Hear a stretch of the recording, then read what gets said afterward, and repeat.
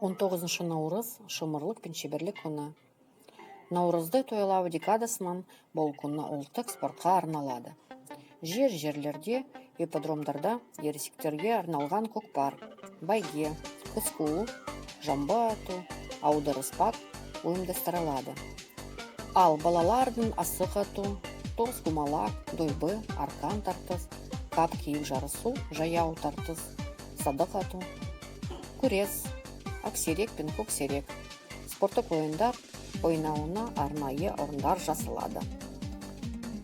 19 марта – это 6-й день Наурыз мейрамы, День спорта и мастерства.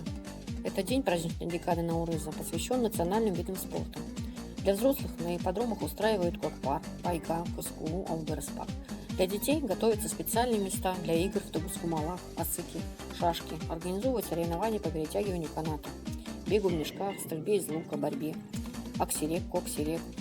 Аударыспақ – конно-спортивная игра, борьба всадников на лошадях. Этот день направлен на популяризацию национальных видов спорта и здорового образа жизни среди молодежи.